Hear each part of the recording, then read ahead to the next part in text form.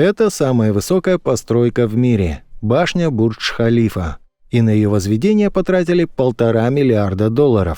А это рукотворный остров Пальма-Джумейра. И стоимость его строительства составила ошеломительных $12 миллиардов. А знаете, что объединяет все эти постройки? Они находятся в Дубае. В этом видео вы узнаете, как появился и развивался город рекордов, откуда столько денег на мегапроекты и почему рукотворный архипелаг Мир оказался никому не нужен. Считается, что место, где сейчас располагается современный мегаполис Дубай, раньше было огромным болотом. Примерно 5000 лет назад оно высохло, и земли стали пригодными для жизни. Считается, что первыми там поселились кочевники-скотоводы еще в бронзовом веке около 4500 лет назад. Тогда они обосновали на месте будущего города огромную плантацию финиковых пальм. Спустя несколько тысяч лет, уже в V веке нашей эры, один из известных районов современного Дубай-Джумейра был своеобразным центром обслуживания для караванов, которые следовали по торговому пути. Этот путь должен был соединять Оман и территорию современного Ирака. Несколько сотен лет назад Дубай был самой обычной рыбацкой деревушкой. В нем занимались, как ни странно, выловом рыбы, торговлей жемчугом, строительством лодок, а также предоставляли жилье и питание торговцам, которые проходили через эти земли. В свою очередь, путники продавали золото, специи и текстиль. История гласит, что в 1800 году Дубай был городом-крепостью и не особо хотел сотрудничать с другими странами. Однако в 1820 году Великобритания заключила перемирие с местными правителями. Это означало, что теперь взаимодействовать с торговым путем, который лежит через Дубай, смогут все желающие. Это дало еще большую популярность бывшей рыбацкой деревушке. В конце XIX века город стал заметно процветать. Новые правила, по которым многие торговцы освобождались от налогов, позволили начать развитие высокими темпами. В город хлынули иностранные инвестиции и рабочие. Правда, даже с такой политикой Дубай был далек от того, что он представляет из себя сейчас. Ведь город продолжал зарабатывать на обычной рыбной ловле. Все изменилось в 1966 году, когда в регионе начали добывать нефть. Дубай стал развиваться настолько огромными темпами, что с ума сойти можно. Из небольшого города, состоявшего из скопления поселений возле Дубайского залива, он превратился в современный порт и мегаполис.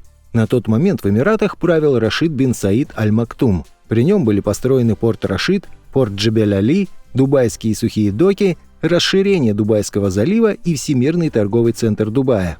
И это далеко не все мегапроекты, которые появились в новом современном мегаполисе. Всего за полгода Дубай развился из рыбацкого городка в современный и самый продвинутый мегаполис в мире.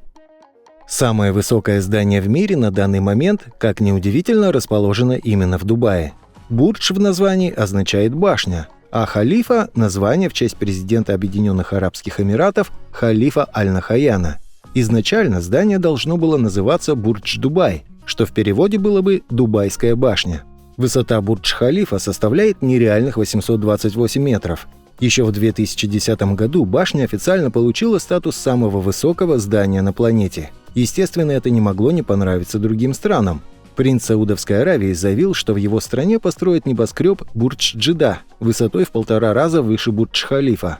Правда, позже выяснилось, что в наше время такое технически невозможно, и высоту снизили до 1 километра. А дальше начались проблемы с финансированием, из-за чего строительство окончательно заморозили в 2018 году.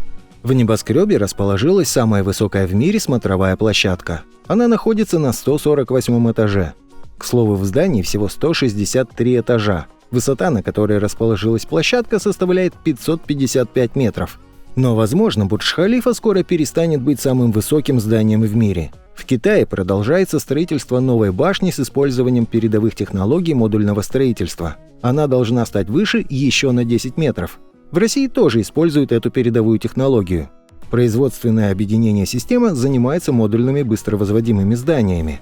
Компания уже давно зарекомендовала себя на рынке как качественного подрядчика. На выбор предлагаются самые разные блок-модули, начиная от обычных офисных и заканчивая сложными техническими сооружениями.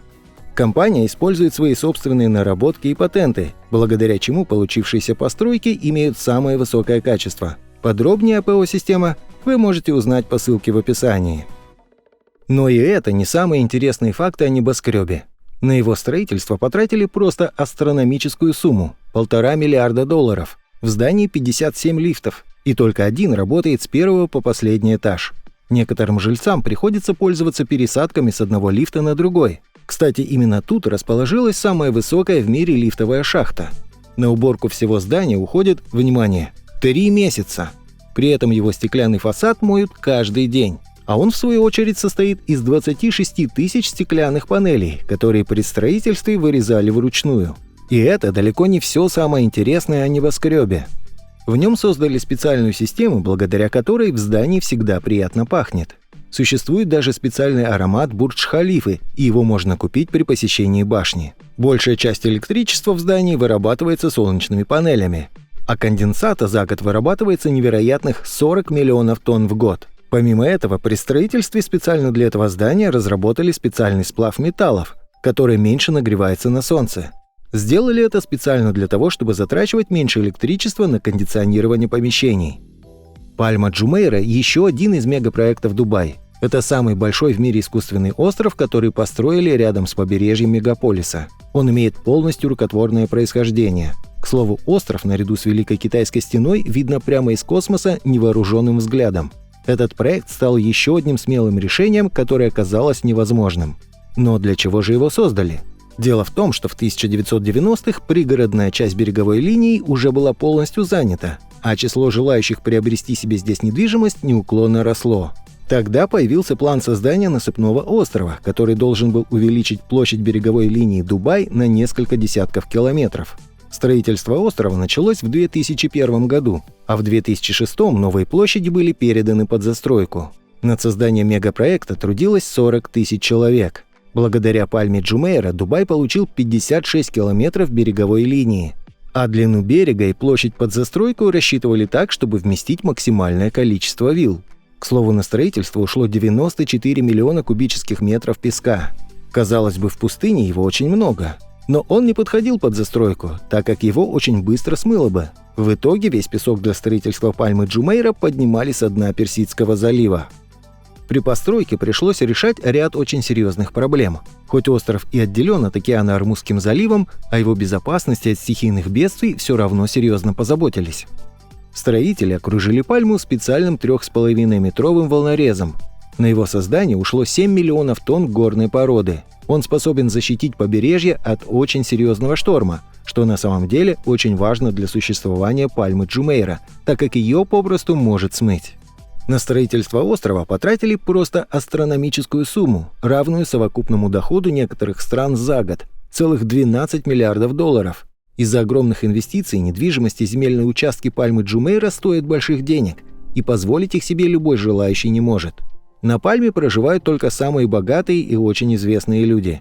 Например, своей виллой тут владеет Хиллари Свонг, Михаэль Шумахер, Мадонна. А отдыхать приезжают Ким Кардашьян, Том Круз, Джон Траволта. Так что если вы хотите встретить свою любимую звезду вживую, это можно сделать прямо на отдыхе. Еще один масштабный проект шейхов – отель Бурдж-Аль-Араб. Название здания переводится как «Башня арабов».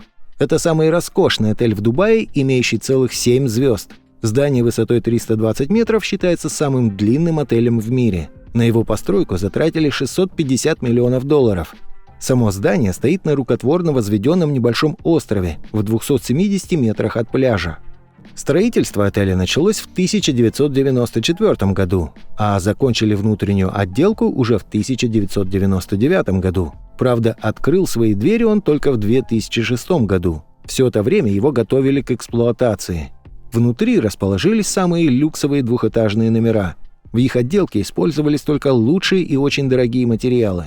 Номер из себя представляет полноценную квартиру. В нем есть собственный вестибюль, спальня, джакузи и гостиная. К слову, в отеле только двухэтажные номера. Всего их примерно 200, а располагаются они на 26 этажах. На каждом этаже есть своя стойка регистрации. Если вы решите остаться в отеле на ночь, будьте готовы выложить кругленькую сумму. За один день придется отдать от 2 до 3 тысяч долларов. Цены могут отличаться в зависимости от времени года. Летом, когда туристов меньше, цены ниже, зимой выше. А самый дорогой номер, королевский люкс, стоит астрономических 18 тысяч долларов за день. В нем есть 2 спальни, еще столько же ванн с джакузи, частный кинотеатр и даже свой собственный лифт.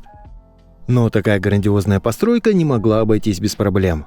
Еще на начальной стадии строительства обнаружилось, что волны при штормовом ветре поднимаются до 4 метров высотой и могут просто смыть будущую постройку. Игнорировать эту проблему было нельзя, и тогда инженеры разместили по краям острова бетонные блоки с отверстиями.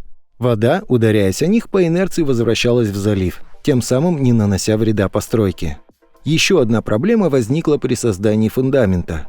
Оказалось, что давление воды было настолько высоким, что постройка могла просто выскочить из песчаного острова, будто пробка из-под шампанского.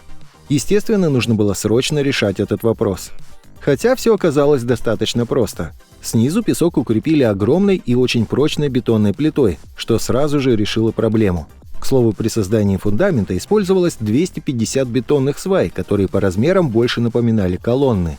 Они уходили под землю на 40 метров. Столь серьезные меры были необходимы, так как здание стояло не только на воде, но и на песке. И последняя проблема, с которой столкнулись инженеры – отель создавал особые завихрения, из-за чего образовывалось что-то наподобие маленького смерча. Они могли попросту разрушить здание. Решили эту проблему при помощи специальных амортизаторов, которые расположили в самых уязвимых местах здания. Они принимали удар от воздушных потоков на себя, тем самым защищая здание от пагубного воздействия ветра. Пальма-Джумейра стала не единственным рукотворным островом в Дубае. Архипелаг World Island состоит из 260 островов, созданных человеком. Он образует форму, напоминающую контуры континентов земного шара, за что и получил свое название, которое в переводе означает «остров Мир». Интересный факт. Острова носят названия различных стран и городов, а также известных личностей. Например, есть остров Австралия или Буэнос-Айрес. Правительство Дубай подарило одному очень известному владельцу земли на этом архипелаге и назвали их в честь него. Так и появился остров Михаэля Шумахера. Сооружать новый мегапроект начали еще в 2003 году. Правда, к этому проекту есть очень много вопросов. Например, добраться до него, в отличие от Пальмы-Джумейра, наземным транспортом невозможно. Въезд на острова доступен только на лодке. Во-вторых, и по сей день большинство островов представляют из себя всего лишь песчаную насыпь. На них нет никаких построек. Хотя в начале 2023 года там открылся первый отель. Курорт расположился в 4 километрах от побережья Дубая. Отсюда открываются поистине прекрасные виды на мегаполис и его главные достопримечательности. Кстати, добраться до островов можно всего за 20-30 минут. Объявленная общая стоимость проекта составила колоссальные $2 миллиарда. Но даже с такими бюджетами при строительстве возникли проблемы. Естественно, нужно было бороться со стихией, которая могла с легкостью смыть любой остров и все, что на нем находилось, за считанные минуты. Поэтому вокруг архипелага возвели волногасители, похоже на то, что использовалось в Пальме-Джумейра. В 2005 году построили уже 88% островов. Казалось, что с такими темпами ждать окончания строительства осталось совсем недолго. И правда, всего за 2 года построили почти весь проект. Но тут ждала еще одна проблема. Песок со дна Персидского залива, который также использовался при строительстве на Пальме-Джумейра, просто закончился. Из-за этого пришлось использовать огромное количество камней и земли. Строительство серьезно затянулось, и спустя 1,5 года было закончено всего 90% островов. И только в 2007 году было объявлено о начале продажи островов. Но почему же острова не пользуются столь огромной популярностью, как Пальма-Джумейра? Да все дело в скандалах вокруг архипелага. Очень большие вопросы возникли у разных экспертов. Они заявляли, что острова негативно влияют на флору и фауну прибрежной зоны. Считается, что архипелаг может нарушить естественный баланс природы в этой зоне, а также сильно загрязнить воды. Правительство прислушалось к экспертам и позаботилось о морских обитателях, создав вокруг островов искусственные рифы, на которых создаются благоприятные условия для жизни морских обитателей. И еще одна проблема архипелага – застой воды в бухте. С этим очень трудно бороться. Дело в том, что, как мы и рассказывали, острова окружены специальными волнорезами. С одной стороны, они спасают постройку от стихийных бедствий, но с другой стороны, вода внутри архипелага почти не обновляется, и эту проблему очень трудно решить. Ну и вишенка на торте. Эксперты говорили о том, что острова очень скоро могут утонуть. Как заявлял застройщик, уйти под воду архипелаг может не раньше, чем через 800 лет. Но многие факты говорят об обратном. За последние 100 лет уровень воды в Персидском заливе значительно вырос. Из-за глобального потепления и увеличения уровня Мирового океана, по оценкам экспертов, архипелаг может уйти под воду всего через 50 лет. Естественно, все эти факторы негативно повлияли на развитие инфраструктуры на архипелаге. Это были самые интересные проекты Дубая. Спасибо за просмотр.